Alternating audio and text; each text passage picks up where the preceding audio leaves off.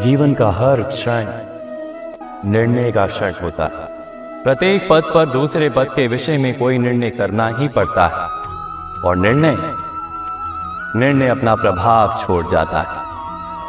आज किए गए निर्णय भविष्य में सुख अथवा दुख निर्मित करते हैं, ना केवल अपने लिए, अपने परिवार के लिए, आने वाली पीढ़ियों के लिए। जब कोई दुविधा सामने आती है तो मन व्याकुल हो जाता है, अनिश्चय से भर जाता है। निर्णय का वो क्षण युद्ध बन जाता है और मन बन जाता है युद्ध भूमि। अधिकतर निर्णय हम दुविधा का उपाय करने के लिए नहीं, केवल मन को शांत करने के लिए लेते हैं। पर क्या कोई दौड़ते हुए भोजन कर सकता है?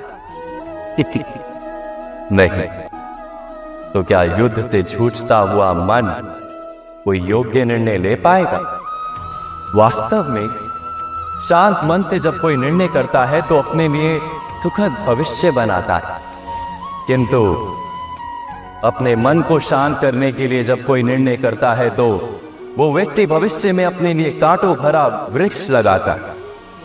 स्वयं विचार कीजिएगा, निर्णय के क्षण में हम सदा किसी अन्य के सुझाव, सूचना, मंत्रणा या परामर्श को आधार बनाते हैं और हमारे भविष्य का आधार हमारे आज दिए गए निर्णय के ऊपर होता है।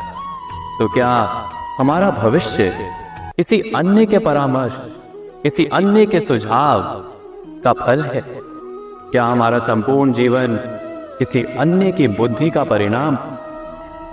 क्या हमने कभी विचार किया है? सबका अनुभव है कि भिन्न भिन्न लोग एक ही स्थिति में भिन्न भिन्न परामर्श देते हैं। मंदिर में खड़ा भक्त कहता है कि दान करना चाहिए और चोर कहता है यदि अवसर मिले तो इस मूर्ति के श्रृंगार चुरा।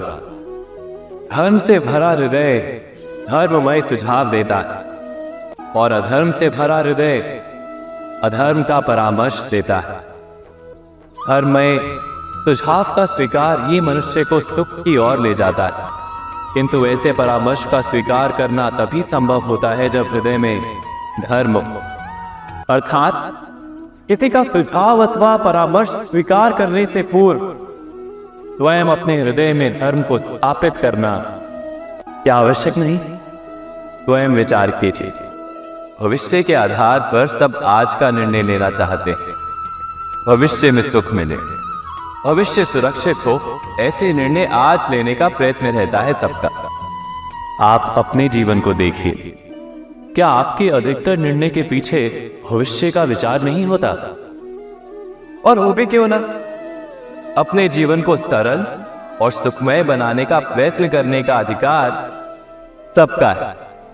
पर भविष्य तो कोई नहीं जानता, केवल कल्पना ही की जा सकती है। तो जीवन के सारे महत्वपूर्ण निर्णय कल्पनाओं के आधार पर ही करते हैं हम। क्या निर्णय करने का कोई तीसरा मार्ग हो सकता है? विचार कीजिए। सारे सुखों का आधार धर्म है और वो धर्म मनुष्य के हृदय में बसता है। तो प्रत्येक निर्णय से पूर्व स्वयं अपने हृदय से ये प्रश्न अवश्य पूछ लेना कि ये निर्णय स्वार्थ से जन्मा है या धर्म से? क्या इतना पर्याप्त नहीं? भविष्य के बदले धर्म का विचार करने से क्या भविष्य अधिक सुखपूर्ण नहीं होगा? स्वयं विचार कीजिए।